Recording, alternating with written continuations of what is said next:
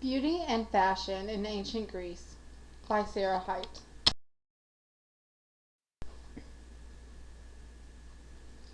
Fashion today as we know it began with Charles Frederick Worth in the 19th century in Paris, France.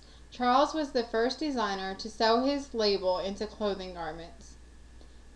It is not certain when the idea of clothing actually began, but it is estimated to be an idea that is about 100,000 to 500,000 years old. An amazing period that I would like to explore today would be ancient Greece. The clothing, I believe, as simple as they were extremely glamorous and inspired us and fashion for what it is today.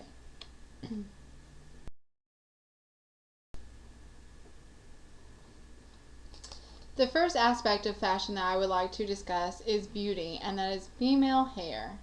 Women used honey and olive oil as main components to their hair and body regimens.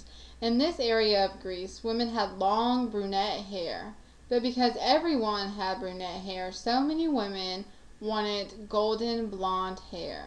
So the women would take vinegar solution in the sun or yellow flower dye to try to get the beautiful golden color. Women would also use soaps, pomades, and wax for shine. Gold and silver hairpins were also used to hold the hair. Small girls would adorn their hair in flowers and ribbons. Headdresses and tiaras were also widely popular. And in this time, women only cut their hair if they were in mourning.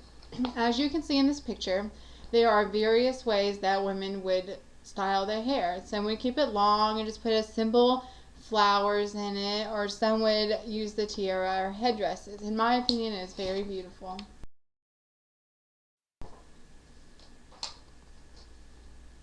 Beauty, male hair.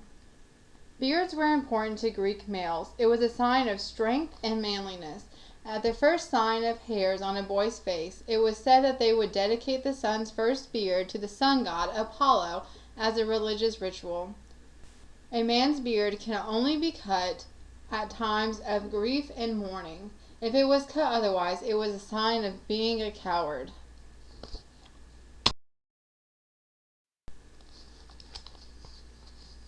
Possibly one of my favorite parts of Greek fashion is the cosmetics. Cosmetics comes from the Greek word kosmetikos, which means tranquility, harmony, and order. Most products that were used to make cosmetics were made from natural products, unlike today. However, there was one product that was used to achieve the look of pale skin, but it was harmful. Pale skin was very desirable, so much that they would use white lead to achieve this effect.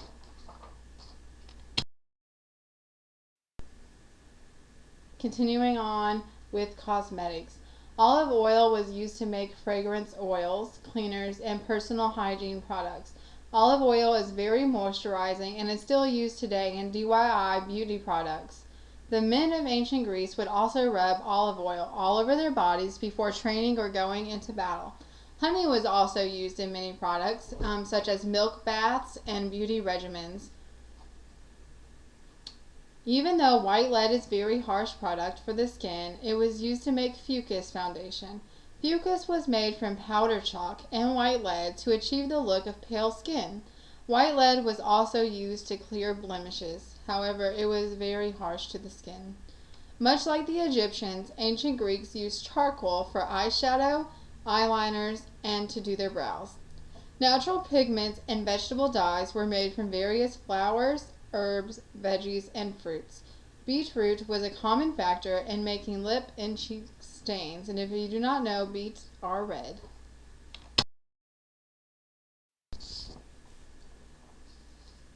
Fashion, clothing. Clothing in ancient Greece was made completely by hand, but served several purposes. The material could be used for clothes, blankets, and shrouds. Shrouds are fabric that a body is wrapped in for burial. Greek vase paintings and traces of paint on ancient sculptures indicate that fabrics were brightly colored and generally decorated with elaborate designs. Both men and women shared the same types of clothing, but lengths and styles varied between the genders. And as you can see in the pictures, it appears as though the dress themselves were very simple, but if you look at the woman who's sitting down on the chair, you can see a little pattern on parts of her dress.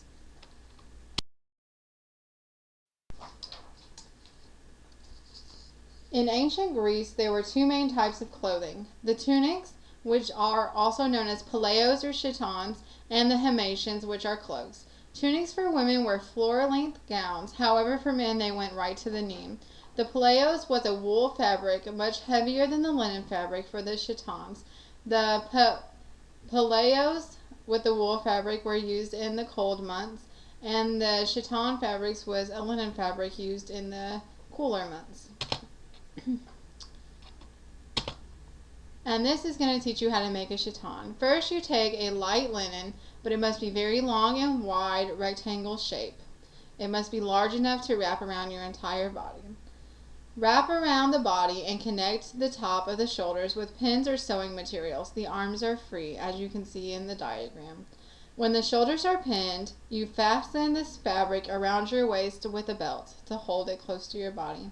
And once completed, you can wear with a himation, aka a cloak.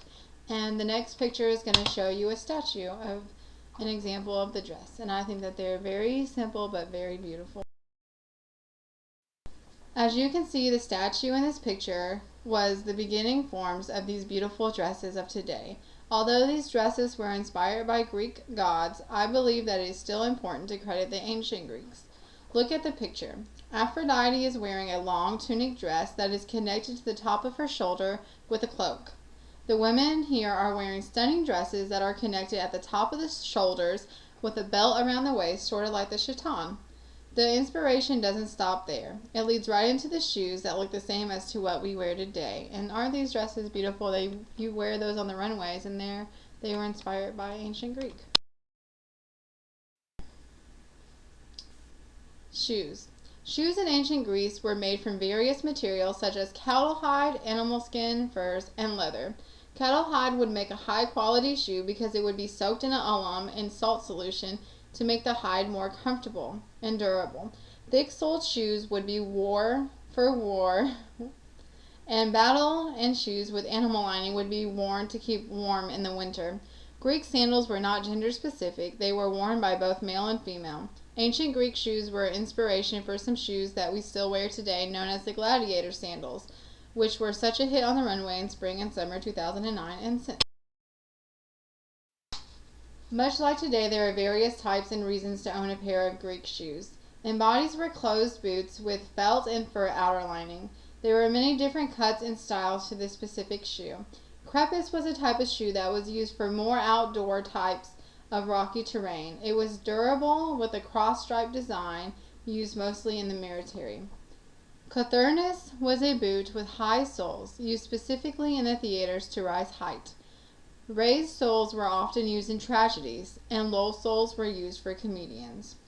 Buskin shoes were closed with laces that overlapped in a crisscross pattern, as seen in the picture. Buskins were used for soldiers, hunters, and even actors. Phocasium shoes were mostly for priests, countrymen, and philosophers. They were commonly worn in religious ceremonies. Talarias were winged sandals that the Greek god Hermes the messenger wore.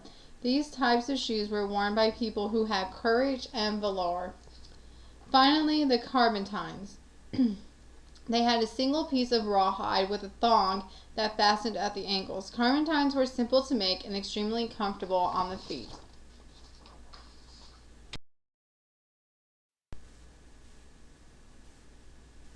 In closing, this PowerPoint represented a part of ancient Greece that I thoroughly enjoyed learning about.